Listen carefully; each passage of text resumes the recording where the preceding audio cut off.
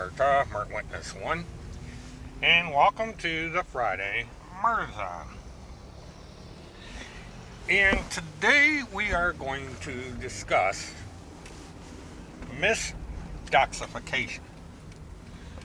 Now, Misdoxification is a word that I made up. I call these things descriptive, which could be another word that I made up, but it describes something. In this case, it describes when someone doxes the wrong person. Now, the reason I bring this up is because a QAnon crazy has decided that she is going to make a threat to dox people that she doesn't like. That she is going to put up their names, addresses, their license plate numbers, and make up the car they drive or whatever they drive, because some people drive motorcycles, and quote-unquote personal information. Now, the problem with all this is, number one, it's against the law, and number two, it opens up a wide range of legal and criminal liabilities. First word should have been civil, but you can be civilly liable and you can be criminally liable when you dox someone. I say criminally because this is a form of extortion, and an extortion is against the law. You can go to jail.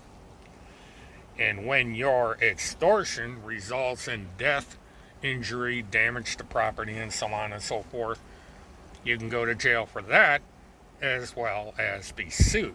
Now, I went over this in my previous mobile thing. But let's take this one step further. What happens when you dox the wrong person? And in this area, these Qcrazies have not had a very good track record. I know personally of at least 4 people that have been mistakenly doxed because these people don't know their ass in the hole in the ground. They don't know how to investigate, and they do not know how to fact check.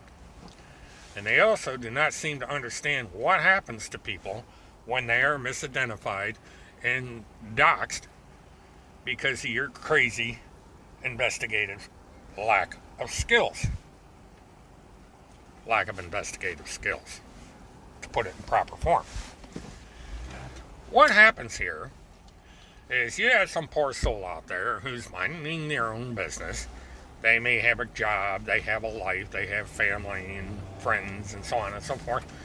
And all of a sudden, one of these Qcrazies gets the burr up their ass and they start doxing the wrong person, this wrong person. And out of nowhere, messages start to be posted that that person's a pedophile, that person is a child trafficker, that person harvests children for their endochrome or drink their blood, or they're victims of satanic rituals, all this stuff. And so all this horrible stuff starts showing up on websites that people know them frequent. Facebook, Twitter, YouTube, so on and so forth. And all of a sudden these people are, they don't understand, why am I being picked on? I don't even know who these people are that are coming after me. I never heard of these Qcrazy movement. All I see is some guy on TV wearing a hat with the horns on their head stomping around the Capitol. I don't know anything about this crap. And all of a sudden I'm being attacked? Why? And the thing of it is the victim has no idea who it is that's attacking them. Because all you get out of them is, we're part of the high command, or we're the task force, or we're this, or we're this. And they're anonymous. And these people aren't detectives. They haven't got any way of tracking these people down. So in the meantime, trying to sort all this mess out, they may get evicted from their place. If they're running something, their business, if they're running a business, is destroyed. They may lose their job. They're going to have friends and family are going to turn on him because of this evil stuff that's out there. And so an innocent victim winds up being an undeserved target. And on top of everything else, some of these Qcrazies are violent. They take the law in their own hands. They feel justified. I mean, look at the Capitol. These people thought that the President of the United States wanted them to go in and hang Mike Pence and kill Nancy Pelosi and a whole bunch of other people, so they stormed the Capitol. They basically took part in an insurrection. These kind of people now are incentivized by these Qcrazies to go and follow through on all these doxes. You know, that's criminal intent. And so if one of these innocent victims gets hurt, killed, or otherwise harmed because of these doxes, now we have criminal liability and negligence. And then you get into negligent homicide, you get into wrongful death, wrongful injury, and you wind yourself up in court. Of course, the problem is the majority of these people don't have 2 cents to rub together. You know, they're either on welfare, they're broke, or, you know, they're in a stupid situation, mainly because they did something stupid like getting involved in the Qcrazy movement. And so this is where you get into why it's not such a bright idea to dox people. Because getting it wrong can have huge results in the wrong direction. But you're not going to stop these people. You know, this little video I put up isn't going to stop people. You know, they're going to do it anyway. Because they don't care. They don't give a damn about anybody but themselves. Now, what's the excuse that these people use for all this doxing? They say, oh, we're being stalked. Really? These people don't know the concept of a public figure. What is a public figure? Who is a public figure? Who is a celebrity? And the laws regarding this classification.